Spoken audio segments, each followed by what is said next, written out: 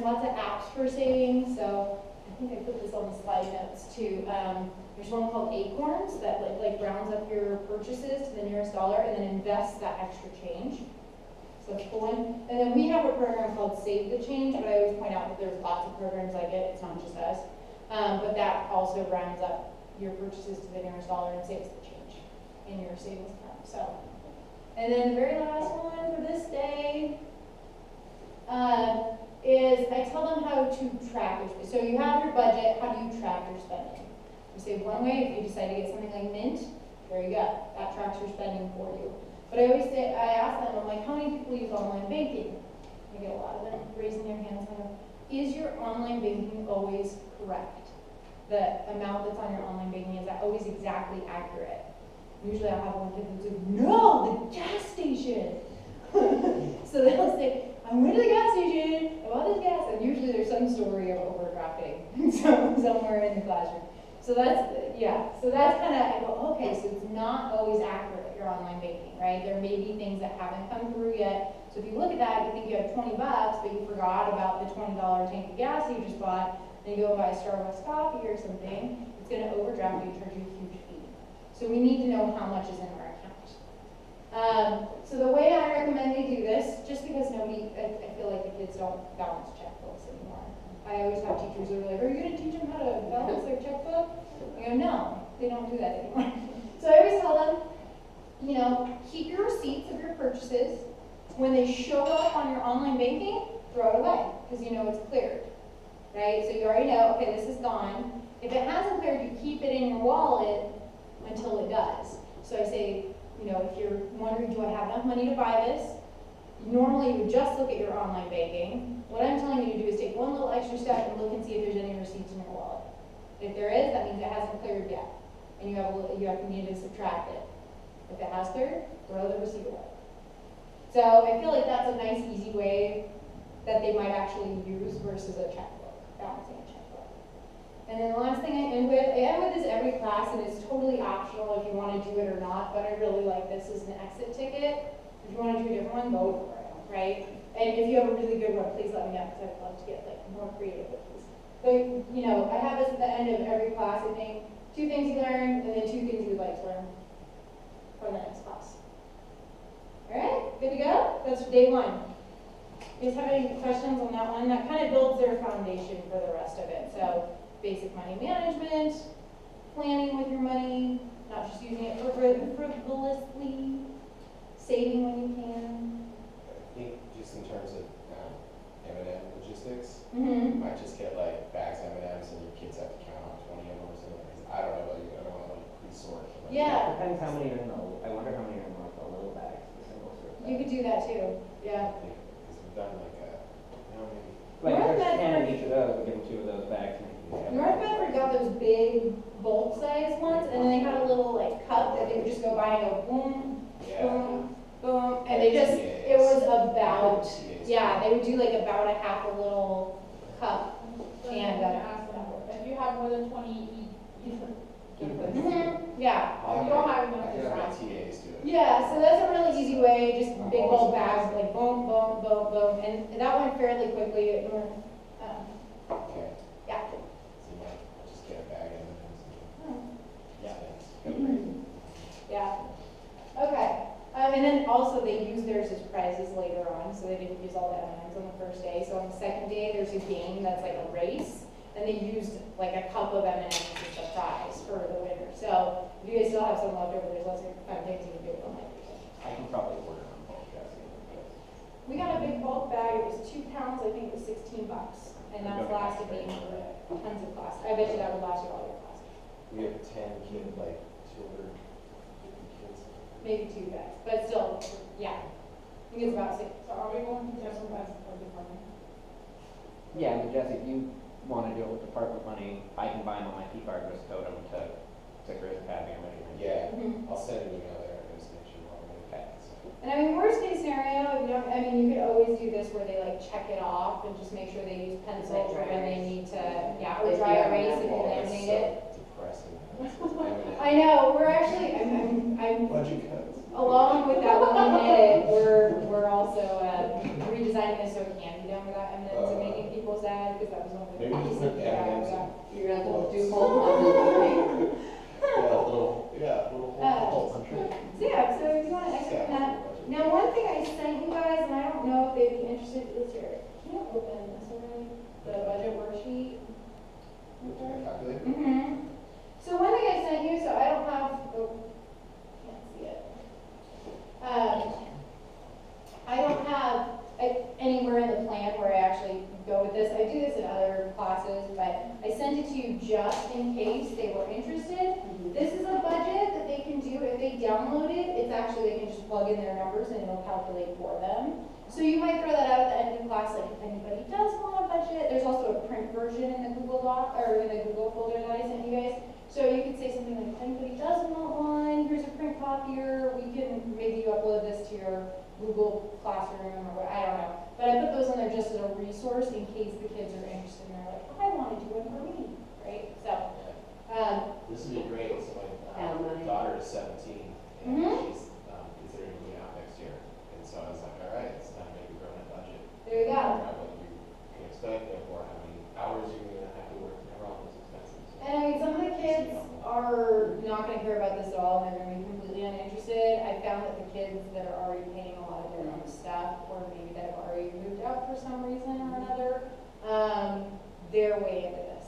So I usually have a couple of copies whenever I teach a class, just for like, oh yeah, here's one.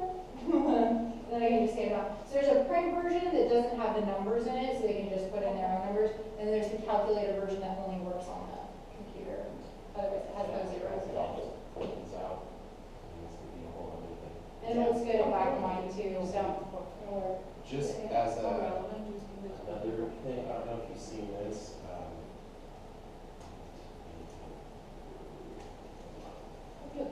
Oh, yeah. There's one called Spent too, That's right? It's spent. Spent. Yeah, Spent is awesome. I did this with the Grizz Academy kids last year, and it was. This is really crazy. You guys seen this?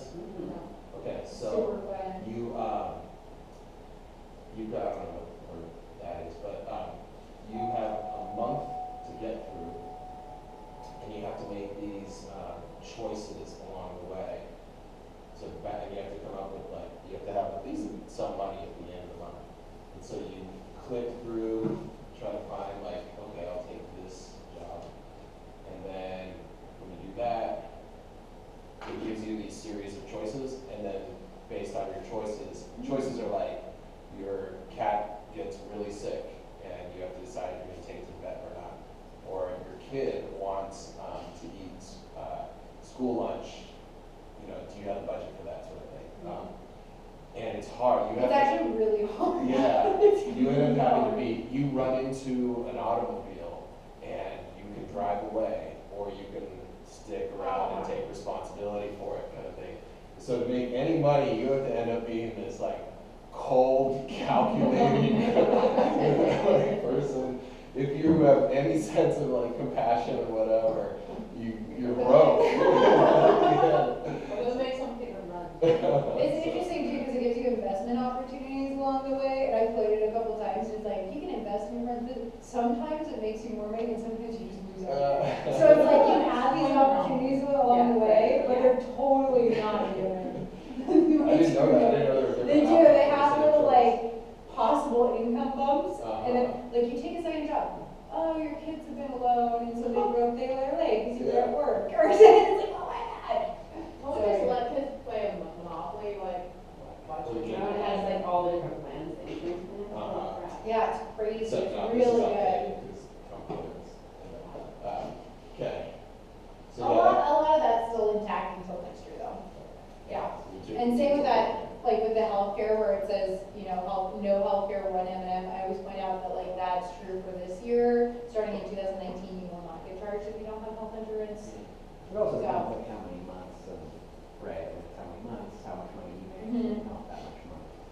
Yeah. So anyway, so I put those resources in there. They're not anywhere in the presentation, but it might be a nice thing if you want. Yeah, can we flip the credit card? Yeah. Cool. I just want to let you know the teachers are here. Oh yeah, that's totally fine. That's totally fine. I got tired of taking notes.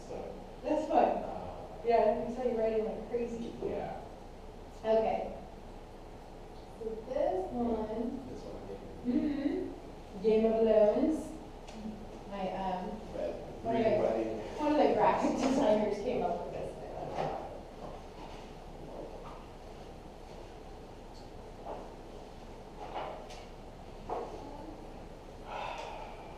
So this is the section where I tend to get the most questions. So this, if I run over ever, it's always on this lesson. So, yeah, and that happens fairly often because there are so many questions. Some classes are dead silent, I can do the whole thing. No problem with extra time.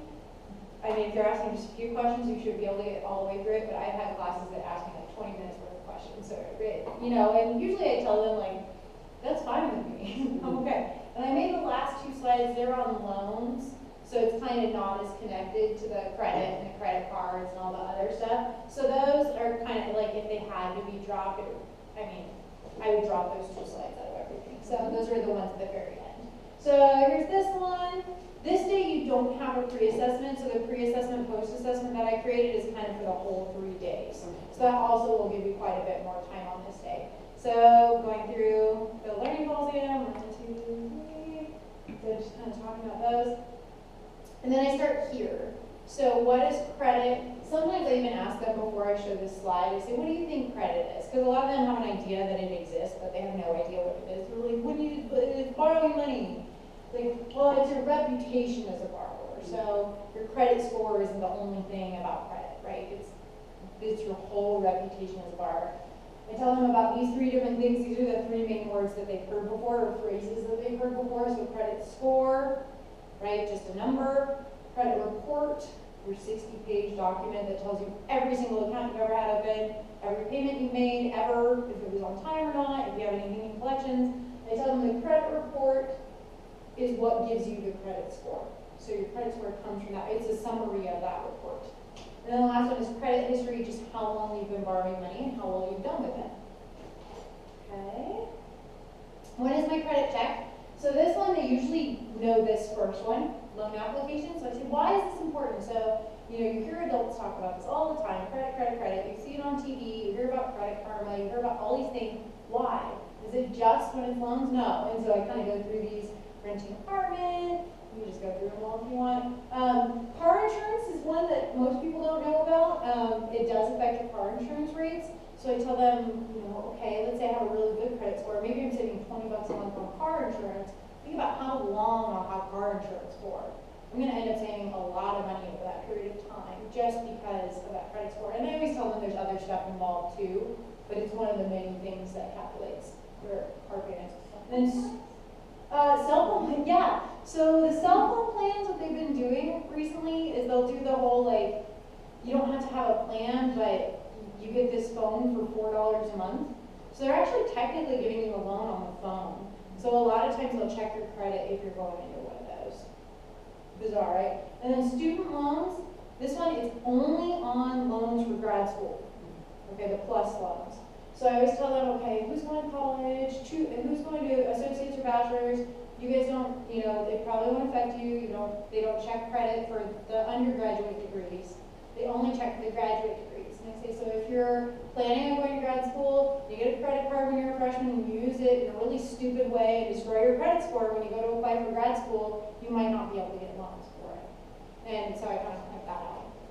All right, and then we go to the activity for this one. So I'm actually going to do this with you guys because we have 5 people here. Perfect. So for this one, credit score activity, I told them that these are the 5 things that contribute to your credit score. Okay, so credit mix, amounts owed, new credit, payment history, and length of credit history. So okay, these are the 5 things. I'm going to give you a stack of cards. Okay, and you have to put them in order from the thing that impacts your credit score the most to the thing that impacts it the least. I try to get them in groups of 5 just because there's 5 cards, so it kind of works well. They can do a little bit less or a little bit more. And then I give them some time to look at them. So what I would do is I would have them get in groups, they would start looking at the cards. So I don't know if we can like do a central location. How about like this back? Back, okay, so let's do it. So kids will get together. Although your camera's not going to get it. For the other teachers. So you can start looking at these, and so as a group, we're going to work together and we're Notice the descriptions of all of these are on here, so it gives them a little time to like process and what that actually means. So they would go through, they would try to figure out order from most to least. So let's go ahead and do that. And I'm gonna stand here, but I already know. So what do you think, most to least? So the most impactful, least impactful.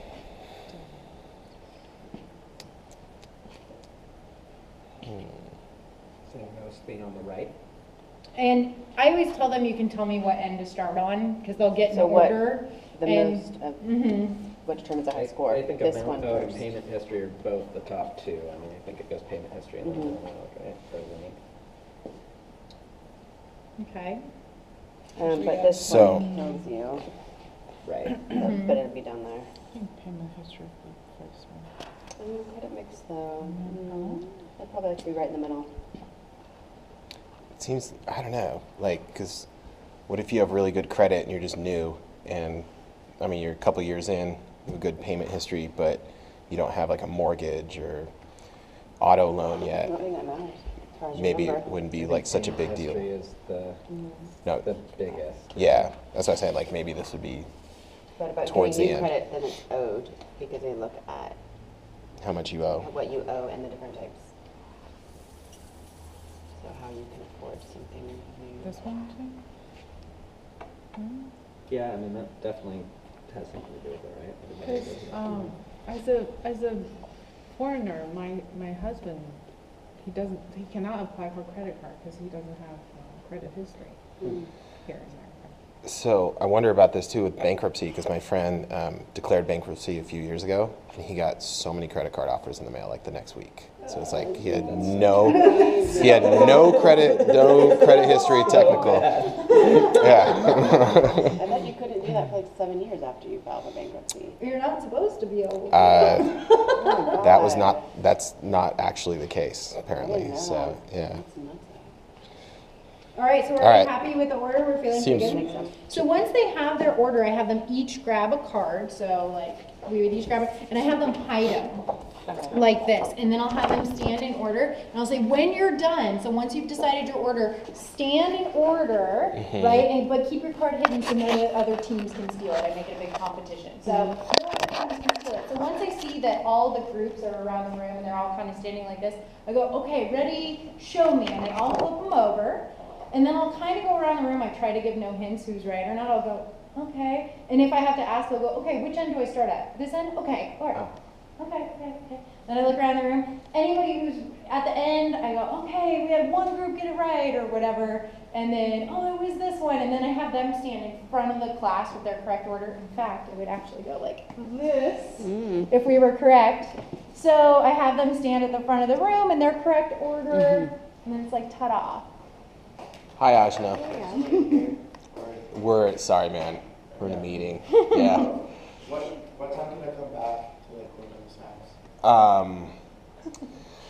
Wow. Let's see. We're here till like 4:30. Yeah. Okay. 5. I'll just come back like next week.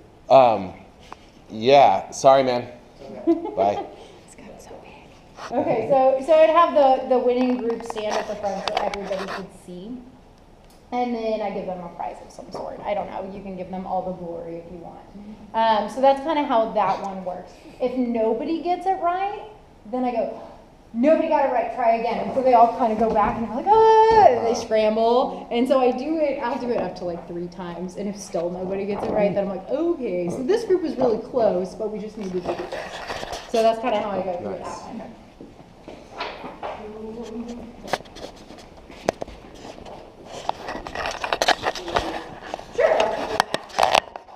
And only one per group, and I only need enough for a class, and I can reuse them every class. So usually I don't need more than like 5 sets for a class. So depending on how big it is. The one tricky thing about this activity, should go to the next slide.